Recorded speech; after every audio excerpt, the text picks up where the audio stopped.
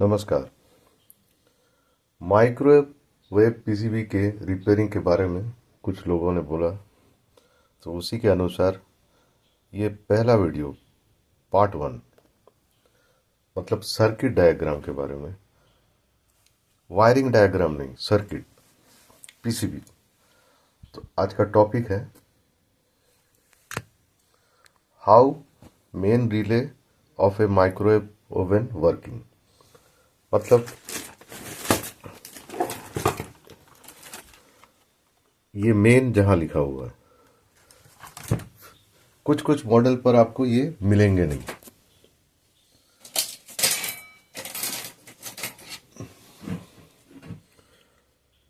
इस पर नहीं है, इसमें नंबर यहाँ लिखा हुआ है। ये देखिए ग्रिल, ये माइक्रो और ग्रिल, पर इसमें मेन रिले है नहीं। ये पैनासोनिक माइक्रोवेव की पीसीबी है, इस पर भी नहीं है। माइक्रो दिख रहा है, ग्रिल दिख रहा है, पर मेन नहीं है। पर आजकल एलजी में भी नहीं था, पर ये मेन रिले रहने से कुछ फ़ायदा है। जैसे माइक्रो का रिले मान लीजिए शॉर्ट हो गया, फिर भी मैग्नेट्रॉन पर लाइन नहीं जाएगा क्योंकि मेन रिले ऑफ है। ठीक है, अब ये काम कैसे करता है इसको समझाते हैं।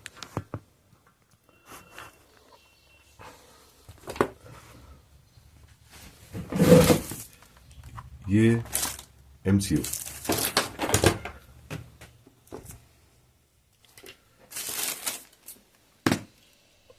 अच्छा, जो डोर स्विच ये वाला है, ये वाला, दोनों डोर स्विच सेम है।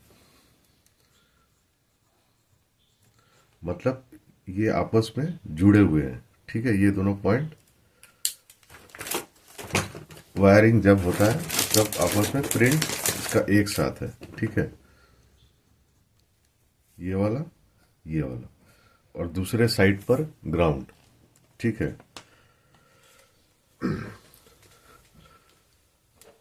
दरवाजा जैसे ही खुला, ठीक है, तो ये 10 के रेजिस्टेंस ग्राउंड के साथ कनेक्ट था। अब पिन नंबर ढूंढ ही लेते हैं, पिन नंबर को।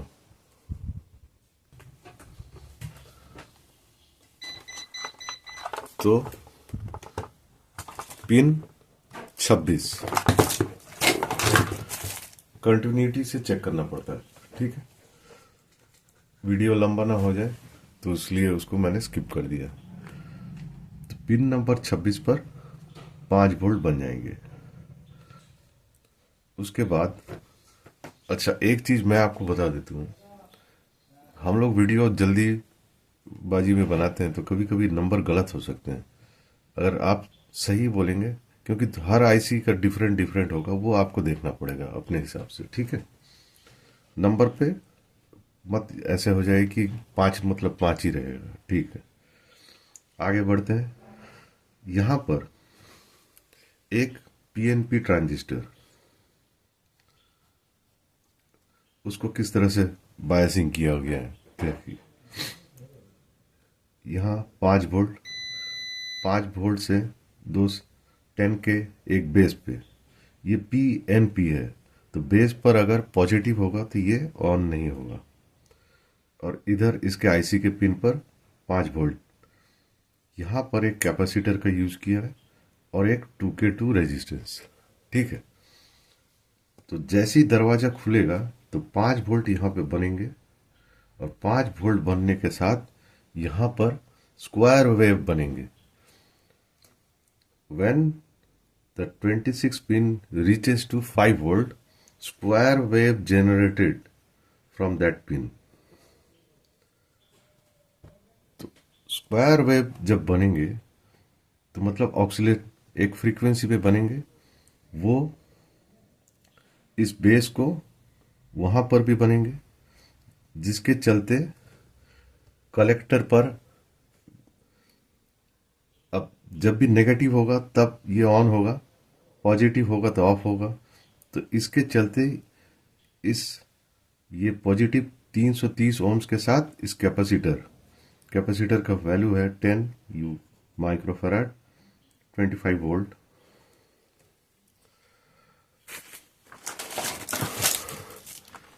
इस बोर्ड पर तो मैं नहीं दिखा सकता हूँ।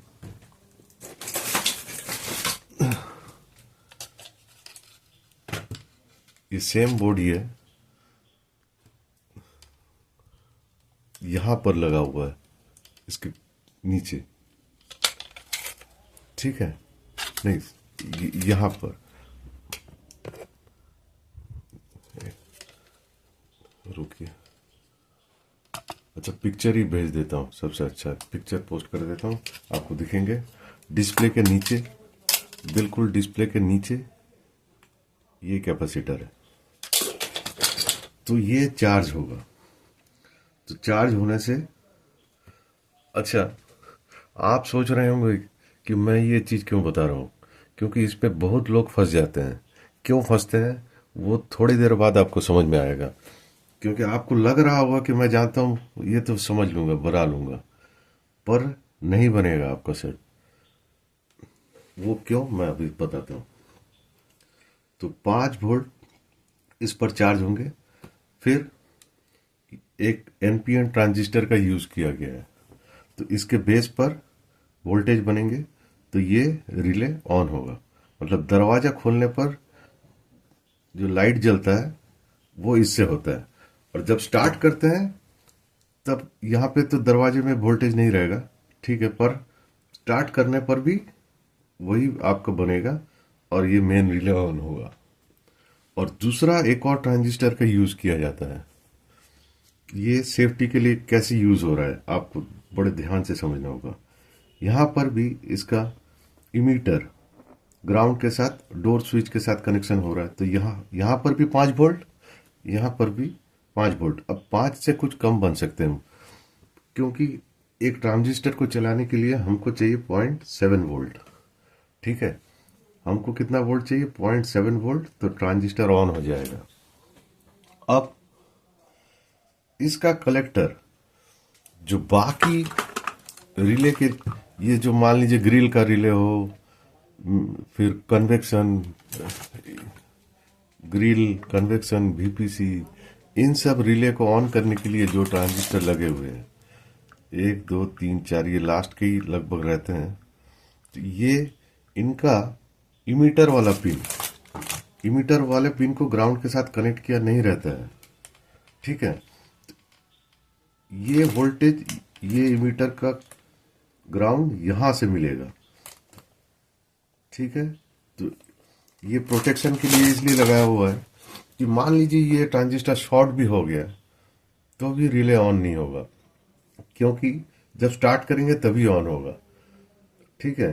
तो ये यहां तक तो आप थोड़ा समझ गए। अब प्रैक्टिकल थोड़ा देखते हैं कि कैसा हो रहा है, ठीक है। रेडी कर लेते हैं। सबसे पहले हम लोग कहाँ चेक करेंगे, यहां पर, ठीक है। चलिए देखते हैं।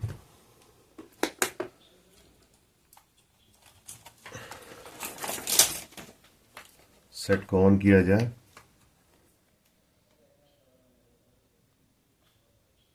ये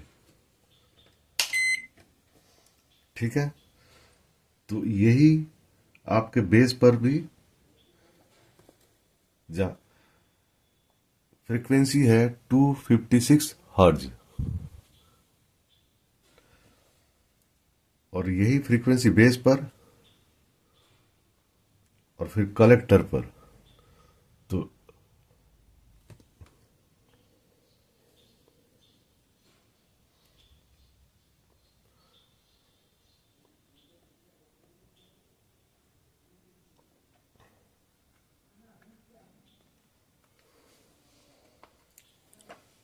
डिविजन्स,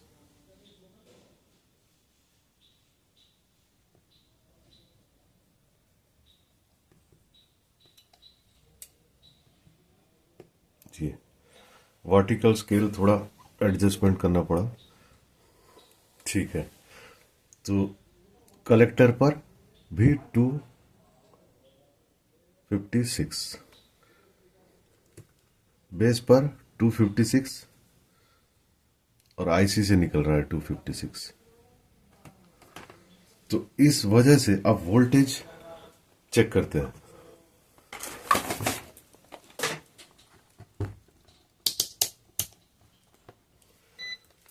ग्राउंड को कनेक्ट कर लेते हैं। अब यहां पर वोल्टेज चेक करते हैं। इमीटर पर 5 वोल्ट दिया हुआ है।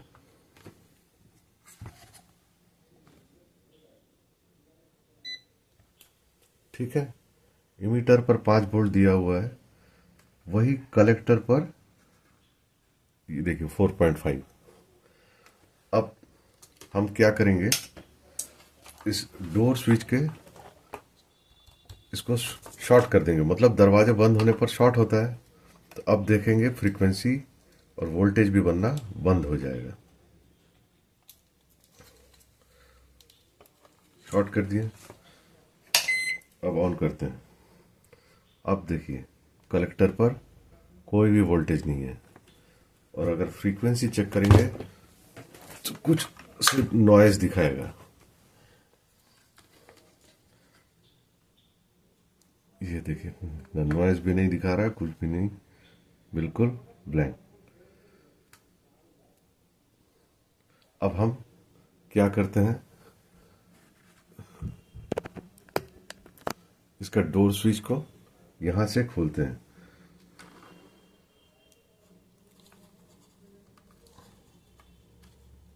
एक हाथ से खुल नहीं रहा, खैर दूसरे हाथ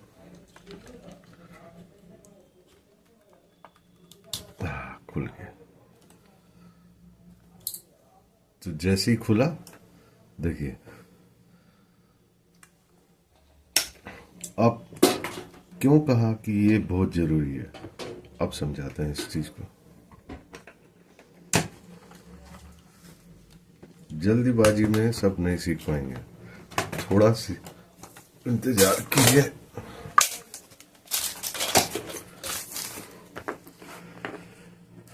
ये जिस बोर्ड का मैंने बनाया वहां पर इसी टाइप का ड्राइंग है। 4.7 के बाद ये एसएमडी ट्रांजिस्टर बना हुआ है, पर फिलहाल कुछ नए बोर्ड पर आपको ये ट्रांजिस्टर दूसरे टाइप के हैं। एसएमडी है, पर ये रेजिस्टेंस इसके अंदर बने हुए हैं। तो इसका मतलब आप जब मार्केट वाला एसएमडी खरीद कर लगाएंगे तो आपका काम बनेगा नहीं। ठीक है, वो फर्क फिलहाल मेरे पास बोर्ड मिल नहीं रहा जिसमें उस टाइप का है। एक बार थोड़ा ढूंढ के देख लेते हैं। बहुत ढूंढने के बाद मिला। ये IFB की पीसीबी है। ठीक है, तो इसमें भी आपको मैंने पहले भी कहा था, इससे कल वाले वीडियो में जो 12 तारीख था दिसंबर के 12, कि ये कैपेसिटर को आप हमेशा गौर कीजिएगा। इसमें भी है फर्क। जो आपको समझाया कि ये कैपेसिटर चार्ज होता है, वो भी यहाँ पे है। फर्क है कि इसका पॉजिटिव, मैं पिक्चर दे रहा हूं, आप देखिए, पॉजिटिव बिल्कुल ट्रांजिस्टर के साथ कनेक्ट किया हुआ है। ठीक है, मतलब इसमें 4.7 का क्या रेजिस्टेंस नहीं है। तो अब फर्क क्या है, कहाँ दिक्कत है, कहाँ लोग फंसते हैं, इस चीज को सीखेंगे तभी आप कुछ सीखेंगे। मैं कोई बेफिजूल वीडियो नहीं बनाऊंगा जो किसी के समझ में ना आए या किसी के काम में ना लगे। तो सबसे पहले हम लोग डायोड ट्रांजिस्टर का क्या चेक करते हैं, ड्रॉप वोल्टेज। मैंने क्या कहा, 0.7, मार्केट में लगभग 0.7 वाला ही मिलता है। तो ये एनपीएन इस पर चेक करते हैं।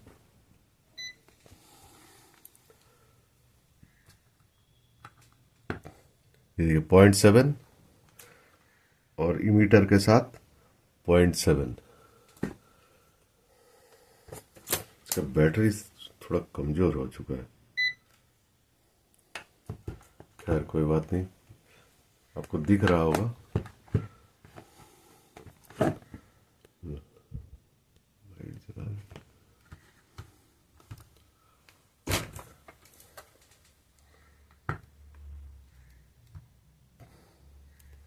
ठीक है, अब यही जो IFB की पीसीबी मुझे ढूंढ कर मिली उस पर देखिए, देख रहे हैं 2 के करीब आ रहा है। तो वो अगर आप इसकी जगह उसको यूज करेंगे तो ये वोल्टेज पूरा ड्रॉप हो जाएगा, तब कोई एक ही रिले ऑन हो पाएगा। ठीक है, 2 ट्रांजिस्टर लगे हुए हैं, दोनों ट्रांजिस्टर तो वोल्टेज पूरे गिर जाएंगे, तो ठीक से ऑन नहीं होगा, या आपका ऑन ऑफ जिटरिंग साउंड आएगा आपको। ठीक है, तो यही चीज इस वीडियो का मेन मकसद था कि ट्रांजिस्टर आप कुछ भी देखकर बदलने से काम नहीं बनता और लोग घबरा जाते हैं। ठीक है, जाड़े का समय है, पता है कि पॉकेट के अंदर हाथ है, हाथ निकालकर ठेंगा पर एक जोरदार ठेंगा मार दीजिए। Thank you.